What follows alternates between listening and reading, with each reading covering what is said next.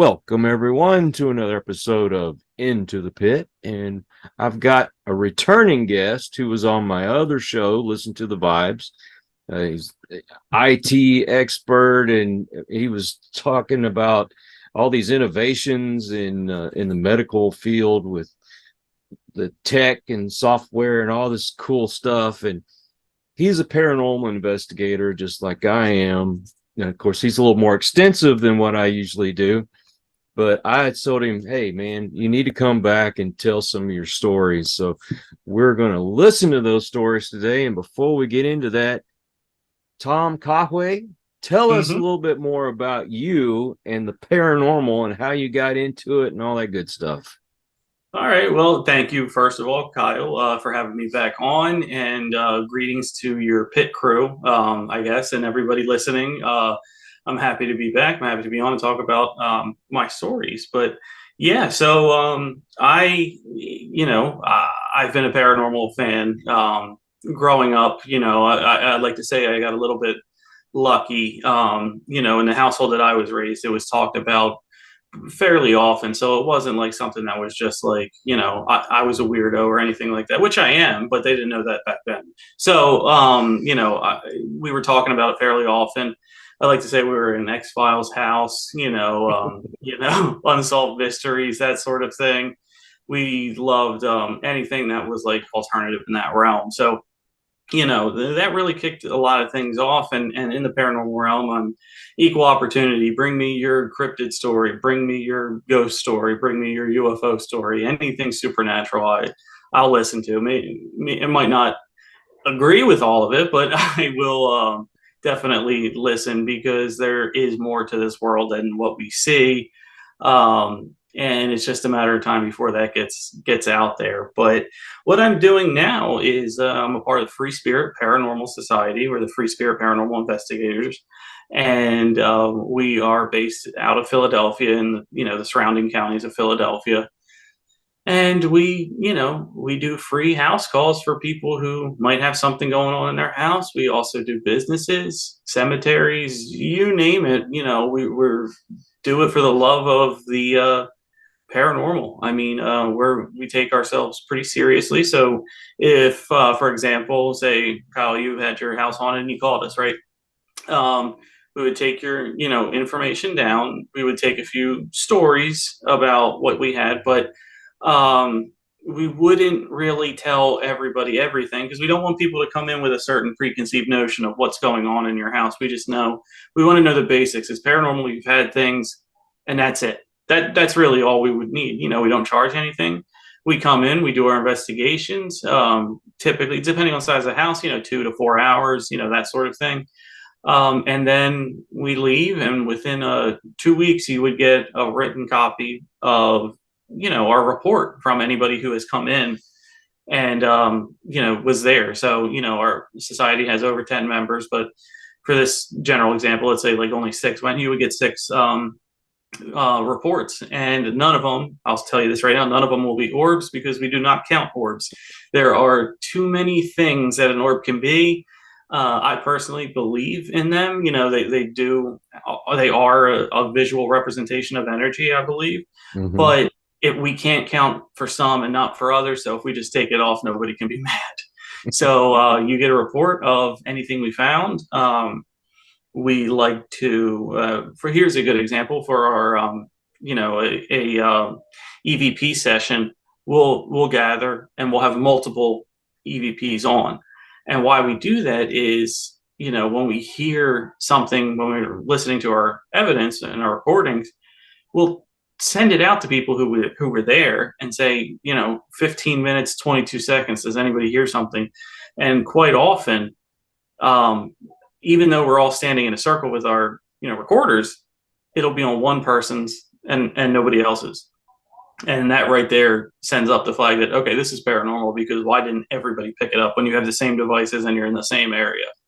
So a little trick of the trade that we do there, how we can, I guess, justify our evidence a little more than anybody else, that way. But I'm rather new to it. It's been going on for years at least. This one exactly was about 12 years old. Good camaraderie, good group. They've taken me in and just picked up like nothing, has happened. So definitely, find yourself, if you're into that, find yourself a good group, a group that you feel comfortable in, because if you're not comfortable, you're not going to do it. Let's just be honest. So Right. find something you're going to be comfortable with and do that. And also on the flip side of that, I have a meetup group, which I've just started getting on Meetup. This group is no more than 2-3 months old, but it's grown tremendously. And it's UFOs over PA. And, just because that's the name doesn't mean nobody out there can join. We have members from all over the country.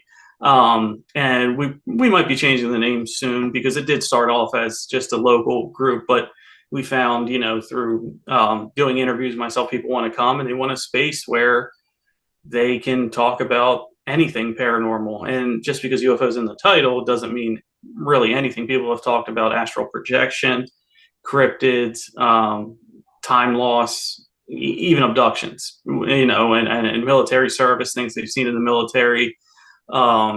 We've actually, quick story, we have a member who joined and gave an interview last week. We do it Thursdays from 6 to 7. Last week, because of Thanksgiving, we did it on a Tuesday. Mhm. But when we were talking, he was in the military during the time of Project Blue Book, which a lot of people remember Project Blue Book, whether it's from a documentary they saw, they know about it, or that I believe it was History Channel series, maybe A&E, I don't know. But the findings of J. Allen Hynek. He was in the military in Guam, actually, when the report came in that we're not talking about Blue Book anymore. Blue Book does not exist. And he said they rounded everybody up, brought him in and said, I don't care what anyone tells you. We're not talking about Project Blue Book.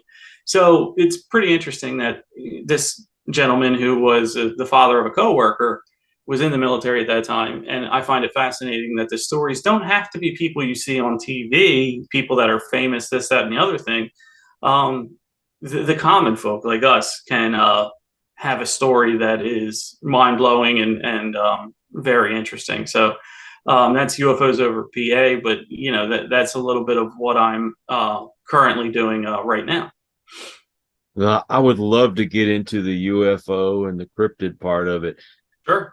We have a buddy that's all he does is cryptids. So Okay. we're talking about going on an investigation with him. Oh, wow. Yeah. But when you cover so much, do you have people that are on your team that are maybe more, I don't know, familiar with those certain subjects, or all of y'all are kind of on the same level? So, very good question. With that, we might have to change a few things in the group if it continues to grow at the pace that it's growing, because what we envisioned originally was just, I hate to use the term, I don't want to sound new, but like a safe space, you know what I mean, where people can come weekly, talk about, oh, I had this thing that happened to me, or I have a crazy story that I think the group would like, in a non-judgmental area, non-judgmental space. Basically, if you're in the group, you already believe it, you know what I mean, that type of thing. So that's where, that's how it was originally started. The UFOs happened because we could gain a ton of content for the meeting, basically. And this is a podcast host, your audience dictates where you go, you know what I mean. You want to put out stuff for your people because they're taking the time out to listen. So that's the same thing basically there. And I started off thinking, okay, I'm going to have to teach a class. I don't know the best way to put it, like every, for an hour every day. So I would hop on MUFON, get a couple of reports or things like that have happened over the last week, wherever, whether they're over PA, obviously they got prioritized first, or, just something that was interesting, and talk about it. But really, we haven't done that in a while because people want to come on. They're like, I have a story that happened to me and I can't explain it. And they just want to get it out. Yeah. And they keep coming back because the audience that was good to them, they can now be that audience good to another person.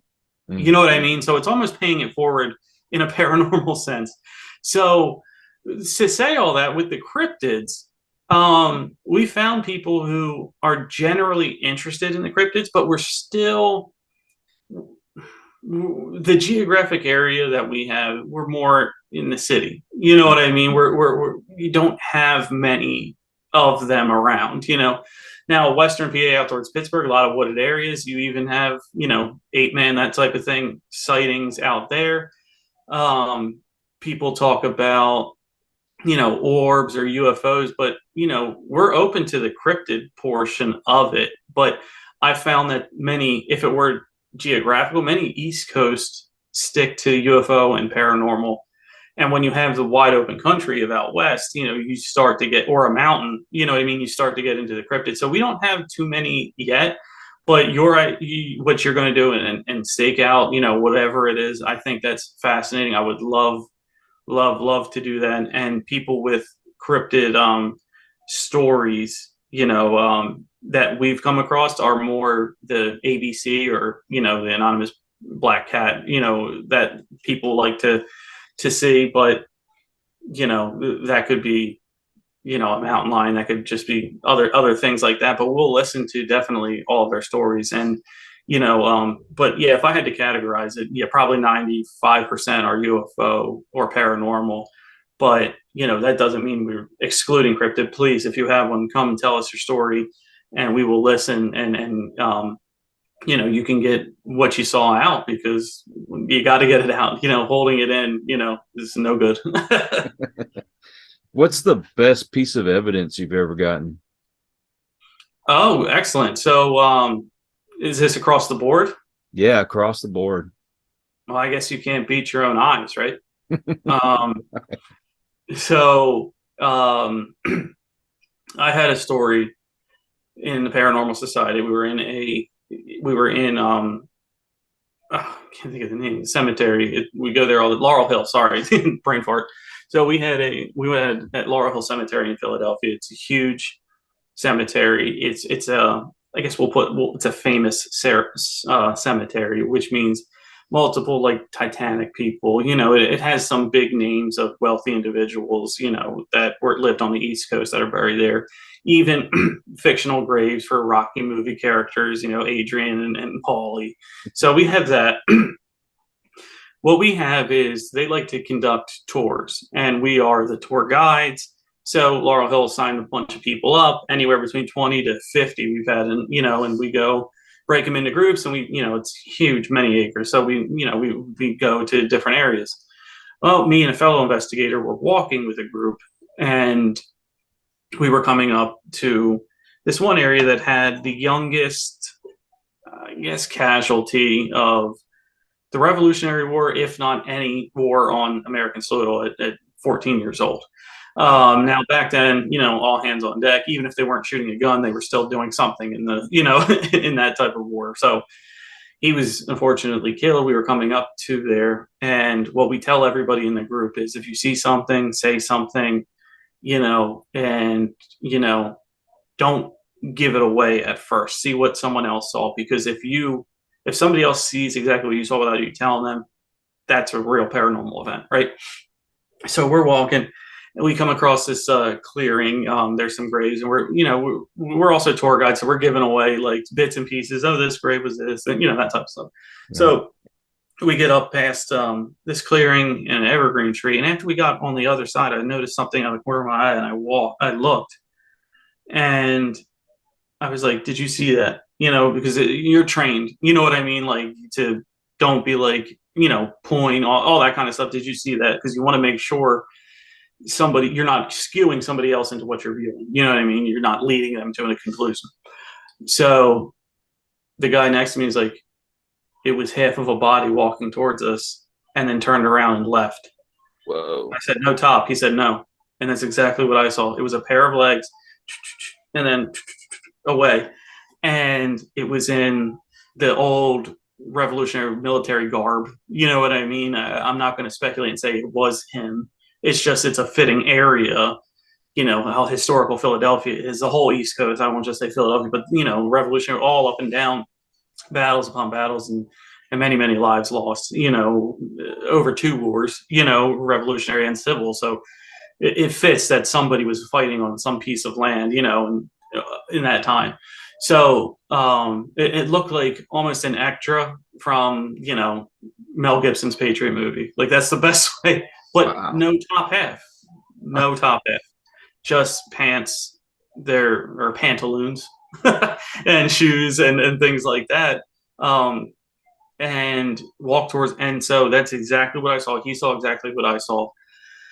When we stopped, somebody in the back said, "Did anyone see that?" I was like, "Oh, so now we got a civilian, right?" So then we Right. got one of them talking, and I turned around and I said, "Don't. What did you? Did anyone else see anything? Don't say what it was yet. Did anyone else see anything?" Two other people raised their hand, and there was about 6 or 7 others who didn't. And they said, "I said, well, all right. What did you see at the?" And I'll count to three. Count to three. Everybody said a pair of legs walking. And that is the only time I can't even call it a full body apparition. It was just a half of them. So, but it was an apparition that appeared that multiple people saw. Wow. And I'm the one where, I trust my eyes and all of that kind of thing. But if I tell somebody only I saw it, or if I tell somebody a group of people see it, it hits a little differently. And some people were like, that creeps me out. I don't want to do this anymore. And other people were like, where? And they wanted to go and look as if they could, go follow it. But I mean, I would say probably 5 steps towards us and like 3 steps away. And, honestly, it was probably 3 to 5 seconds, but that's enough time for you to know, what is that? That's not normal. There was nothing covering a top half. It couldn't have been, let's say, some Revolutionary War reenactor snuck in there and anything like that. This was gray. The colors were dulled. It was gray, almost opaque a little bit. You could see a little bit of it. You know what I mean? Where it wasn't, you didn't get the full detail. It was just kind of, I guess we put a micro blurry filter over it. You know what I mean? You couldn't make out all the defined aspects of it, but you knew what it was, that sort of thing. And that piece of evidence to me, you really, not only was I thrilled and happy and you name it that I got to witness that, because not a lot of people do, especially investigators. You work for years without seeing things, some people never see a full body apparition. You just get the hearsay evidence, but Yeah. to see that, but to have people, who just signed up for a good time, maybe they were with friends. I don't really know who does it, but they saw something they can't explain, was fantastic. And I couldn't be more happy. You know what I mean? That happened in that way. That is, that is probably the best evidence that I have saw. But with investigators, there are other ones that have happened to other people that I believe that are just as credible. And what makes it that way is their reaction afterward. Even if you've done this for a while, right? You've done it. When you see something that, let's say, spooks you, you have a physical reaction to it, maybe sweaty, or you're hyperventilating. You know what I mean? That's something that not many people realize, that when you have something like this, you do have a physical reaction. It's not just, oh, that was nice. You know what I mean? And so Yeah. one time, I'll tell you this other one, and this is probably the best, evidence that this gentleman had was, we were in I guess a caretaker's house on a property in a cemetery.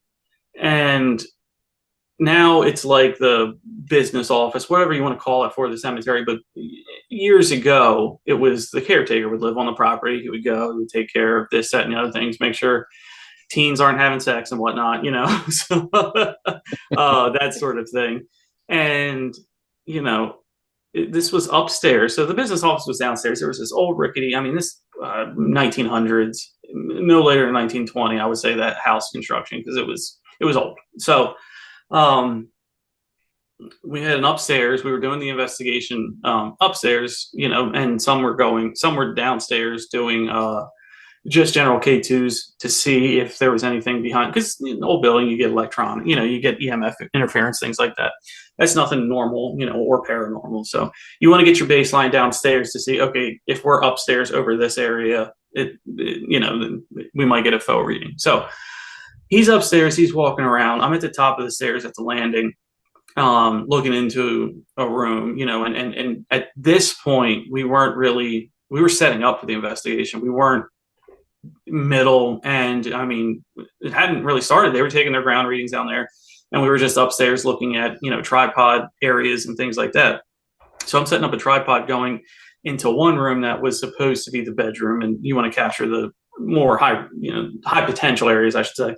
So he's down in a separate bedroom trying to get the hallway, and he's leaning down to like halfway in a closet. And he told me he heard, or he felt somebody in the room, and he heard somebody like at the doorway, and we're not doing the investigation yet. He just thought it was me. And he's down in his bag looking, and he said he was freaked out. And it even freaks me out too, because I can't imagine the visual, but he's down, and he said he just saw a head like next to him, like turn and face him like this, like you lean down and look up while you're in your bag. And he screamed. Unnatural. He said nobody's head can turn 180 degrees like that. You know what I mean? So it's like bent down or side of him and then turned its head like up, like looking into his face, like right in front of his bag. Old weathered man. He said he screamed. Everybody ran upstairs. We got to him. And by the time we got to him, I mean, I was closest to him. I got to him in about 4 seconds, maybe, if that. Sweating, red, almost hyperventilating.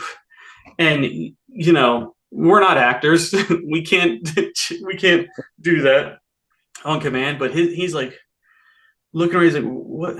Were you in the room?" And asking me. You know what I mean? I was like, "No, I was at the landing. I was putting the GoPro down this way, into the room." And he said, and he like immediately said, "So it wasn't you. It wasn't you. It was this old man." He said it just scared the crap, And he's like, hyperventilating and just, all the physical signs are there. There's no way this dude could, fake that kind of physical response to it. And when he explained it to all of us, we got out our, K2s, or electronic voice recorder. And we were trying to like get whoever that was, you know what I mean? Because it was there. It's, he saw an apparition. He saw a face, and it was later that night, after everything was over, lights go back on, things like that. They had a history book downstairs in their business office. I said, let's open it and see if we can see anyone. And it talked about caretakers living in that house. And, one of their main jobs was to keep people away. So what we were thinking was maybe, you're rummaging through. This was my room. You're rummaging through, who are you? And, maybe I can scare you away. But those two things are, whenever people tell me, are the stories that always come to my mind about, how real it can get, the physical emotion that goes behind it. And it's things that, other people have seen that, and also I have seen that really corroborate it. Because I can get you, EVR, or EVP session recording. Obviously, I told you about, orbs and things like that.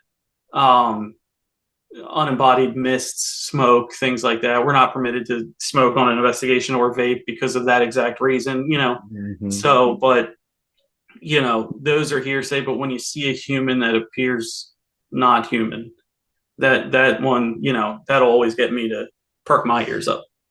Well, I've never seen anything like an apparition with my eyes, but I've caught stuff on camera. Okay. Got a few recordings and a couple of pictures, and we'll post every once in a while. But because I'm very skeptical, I very rarely post anything. But do y'all put stuff on your social media or your website? Absolutely.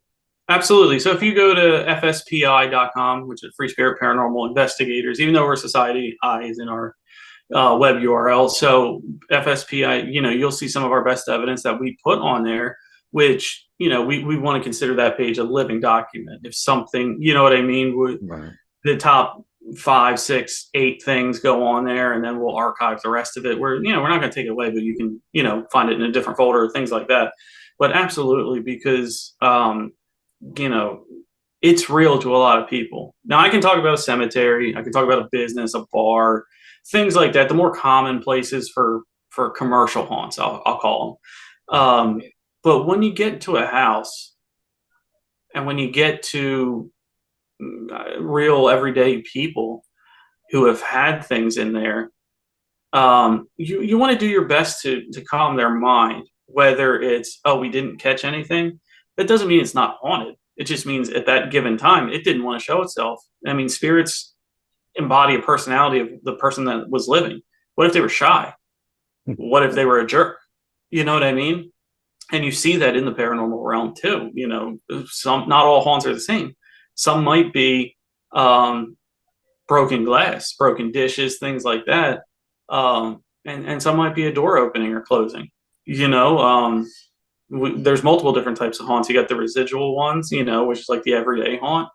And then you got the intelligent ones where they're trying to communicate with you for whatever reason. You do get into the darker energies and the demonic ones, but that's where everyone's mind goes to first. Mm-hmm. But honestly, is probably the lowest percentage of what all the other ones are. But still, that doesn't mean they don't want it. You could have a happy ghost child playing, rolling a ball, things like that. I don't care. It still scares me. I don't want it. So we want to bring peace of mind. And if it's not there, say, hey, we didn't catch anything. Maybe that gives them peace of mind. But if we do catch something, say, hey, this was engaging with us. Our leader is an empath. He didn't pick up on any dark energy. He didn't pick up on anything. But if you still don't want it here, you can go the church route. You can try it yourself with sage and holy water. Here's where you go, because look, everybody's different. Some like it and some don't. But we really want to, cater to everybody. Bars, they're going to think it's fun. They're going to talk about it. It's going to be part of their lore. If we got a name, I'm sure it would be incorporated into a drink or an appetizer, right? Cemeteries are great, but that's more of the social gathering. It's a bunch of friends who have an interest in it that want a tour around the cemetery. The houses, you really feel for those people because, look, you don't know their financial situation. They might not be able to sell. They might not be able to get another place. They might have to cohabitate with this thing. And you just feel for them because they might feel trapped. They might feel I can't go anywhere. But if we can help their mind out and let them know that it's not so bad, Mm-hmm. then we have achieved our goal. Have you ever gotten hurt on an investigation? Hurt? No, I haven't. I've been very lucky. We have a group prayer. So in terms of like protecting ourselves, we have a group prayer, non-denominational, it's very beginning just to make sure nothing leaves with us. I have holy water and things like that I spray on myself after everyone just to be, double protection, if you want to call it that. Yeah. Nobody on our group has had that. And what leads into that is getting back to a little bit of what I talked to you before we started was our leader's an empath and he has shut down investigations. He has shut down house investigations, I should say. We go back, the places that we go back to normally for evidence, we do repeat, and it's a place that we can get great evidence for the website, for social media, things of that nature. But houses are something, now we don't do them often, and it's just because we have people don't reach out. We would do a house every weekend if we had people, to reach out to us. But a lot of times there's denial there. But so this particular house investigation, we all show up. Investigation, we show up late. We get there.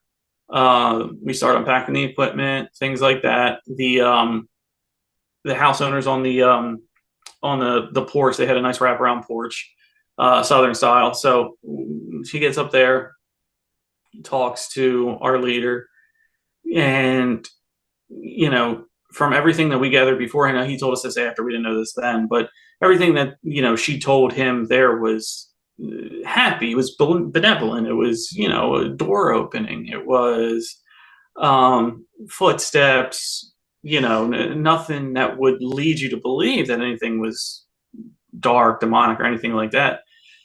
And what he did was a little different than what we usually do. He said, "Can I just go in there?" And he went in. He was drawn to the basement, and he came out.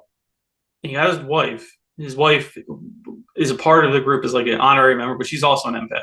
They both went in. They went down there. This is where the rest of the group started picking up, like, what's going on, because this is different than any other one we've ever done before, right? So he comes out and he's like, "Guys, pack everything up. I got to go talk to the woman. Pack everything up. We're not doing this." He goes and talks to the woman, and she's probably, she's a little annoyed. You know what I mean? She's set up for this, all that kind of stuff. And he's like, "I'm sorry, we can't do it." He ended up telling us what he told her. He said, I would contact a church. I would contact somebody, a healer, anything like that can come in and burn sage. He said, you have dark energy down in your basement, and it's predatory, and you're seeing the good side, the manipulative side, if you will, of trying to get you to put your guard down, things like that. She had no intention to get rid of it. She just wanted to see if we came up with the evidence that she got. She heard these things.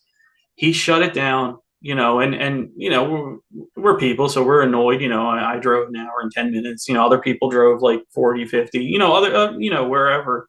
Right. Late at night on a weekend, you cancel plans. Some people had to get sitters for their, children or things like that. And he's like, I really apologize because, I know you have done things in your personal life to get here, but we're not a dark energy investigation place. I don't want anything to attach to people. And, for that reason, we're not going in there. And laid out exactly what I just told you about dark energy. It's manipulating her. It's trying to take over her. It's giving her all of the good, fun stuff at first. And, he told us a few months later that she reached out to him and had somebody that she found that, was shaman, healer, whatever you want to call it, that came in, burn sage and all of that kind of stuff. And she says, she's not having, anything anymore. So hopefully it did get rid of it for her. But, the best protection from getting hurt or getting something attaching to you is just not going and doing it when it's a malevolent spirit. Yeah, right. And people need to be educated on how to sage, because some folks, when they get overzealous, they can trap something and not realize that they're not allowing this thing to leave. So do y'all educate people on how to do those kind of things? We know about that. We tell people that generic story. I personally, would tell them to contact a professional, as funny as it sounds, but contact somebody who can do it, because that's not my area of expertise there. But you're exactly right. You can trap things. You can have things stay. The classic case is like a Ouija board. People have opened a Ouija board, summoned something, and burn the board, right? And so you never close that loop. These are all loops. You have to close that loop so it doesn't come back. And if you don't do that and you destroy its entrance, that gateway is wide open. And next time it might not be the same thing that comes through. So, I'm not going to sit there and pretend to be, here's what you have to do, A, B, C, D, E. You know what I mean? I'm not going to pretend to be that guy, because I'm going to hurt somebody when I'm trying to help them. And that's the last thing as anybody wants to do in the paranormal realm, is hurt somebody. We're here for evidence. We're here to help people, and they go hand in hand. So if I start talking out my ass, excuse my language, about, how to burn sage, how to close loops, how to, rid your home, or even if it ever got to it, like an exorcism point, I'm hurting them. And that's like, that's against rule number one, is evidence and helping people. That's what we do it for. If you're not doing it for either of those reasons, then you need to look yourself in the mirror. If somebody's watching this or listening to this and they just want to reach out to you and tell you a story or ask you a question, Absolutely. uh, how do they get a hold of you? Sure. So, well, I'll give my personal email, tcahure87 @gmail.com. Write to me. UFOs over PA on Meetup. That has a messaging feature on there. Just join the group. It doesn't cost anything to make an account. Doesn't cost anything to sign up. So get to me there, or you can get to me on Twitter at Tom Callway, TomCahue. So those means you definitely can get to me, reach out to me, socials, Tom Callway on Facebook, but anything you want to do to get a hold, because I want people to realize they have a place to do this, to get this out at. And I never realized the power in that until I've had people. And this started, I'll tell you a quick story. This started at my work, to be very honest with you. So we had some kind of company training, yada yada, whatever, you know how it goes. So we had some kind of company training, and they asked people to go around and say a fact about themselves. Somebody in the back had mentioned, I love anything horror. Now, for you, me, paranormal people, ears, like perk up, like I gotta go talk to that person. So if you like horror, you're probably into what we do. So later I went and talked and said, hey, and it got to I'm like, do you have you had any kind of like experiences in horror, and horror is just the key word for paranormal, so we were in horror, and they're like, oh, I've had somebody with me my entire life, and it showed itself to me when I was 6, and it showed itself to my kids when they were 6, and just creepy things, not creepy, but like, fun creepy stories like that, where we're at work and like, oh, I didn't, somebody else, right, somebody else was walking by, heard us, came in and said, I am so happy that I have you people to talk to, because I have all of these things, and my husband doesn't really believe in it, so I can't talk to him, and my friends don't really believe in it. And so that type of thing just grew. And I said, hey, I have this meetup group, we meet every month, just come tell your stories, and people listen and ask you questions on it and see how you feel after. They both did. They both came to me the next day and was like, oh man, I feel great. Like, it was great. I felt so bonded to everybody, and which is kind of another story. But when you meet somebody who else is paranormal and you just share a little bit of your stories in theirs, you bond much more deeper than like if you just met them out, right? It's uncanny how deep a bond can go just from a conversation about something that is, I guess, still taboo, but making that group come and tell your story, see how good you feel afterwards when you have a group of people listening, like looking, waiting on, hanging on your word, asking you questions. Did you think it was this or that? You know what I mean? And you have follow-up questions, and people talk, people can relate that to their story or something else. And listen, you're not doing anything crazy. You're sitting in front of your laptop, your phone, what have you, for an hour, and people generally want to hear what you're talking about because it's something that has happened to them, and who can relate more than somebody who's actually been through a lot of the things you have. Oh, exactly. Well, people just want to know that they're not crazy. Yes, true. So, yeah, I will put all the links in the description so people that want to contact you can, or want to join up in the group and what have you. But Absolutely. I would love to. You write to me, I will write back. There's no publicists for me. It's me. You're going to get the real me. And if it ever gets to that point, we'll have our own video call, talk about it. You know what I mean? But, you know, consider me your paranormal therapist. We'll talk about all kinds of cool stuff. And you'll have, whether you want to do it in a group setting or just talk to me, I love helping people get to the bottom of what happened, but also why did it happen, and what does it mean to me? How am I going to take it? How am I going to set this action to be a positive in my life? And now some of it is already positive. It's going to be great, but what can I do, to really make this work in my life? You know what I mean? So we've had people who, they told their story, but they didn't want to hear feedback on the story. They wanted to, what do you think that means? You know what I mean? And we can get into all that because look, you have a brain, I have a brain. We all have different opinions. We could be alike on a lot of things, but maybe we take a certain thing we hear differently. And as long as we provide that in a safe tone and a safe, message, people will get a lot out of it. So, And if you want to talk to us, all of our information is also in the description. But Tom, thank you so much for coming on the thank you. show and sharing your stories. And man, anything new comes up you want to Oh, for share, sure. let I'll me be in know. touch. I'll be in touch. If anything comes up, some great evidence, I'll be sure we can do a deep dive on it and send you some evidence. All right. Oh, sweet. I'll share some evidence with you when we get back into it again. So Perfect. All right. Well, it's my pleasure. Thank you, Kyle, for everything. And it was great talking to the pit. I also want to thank all you folks out there. If you are new to the channel, I hope you'll come back. Hit that subscribe button for my regulars. You guys are awesome because you make it possible for us to do this. And until the next one, everyone, please take care. Be kind to one another. God bless and peace.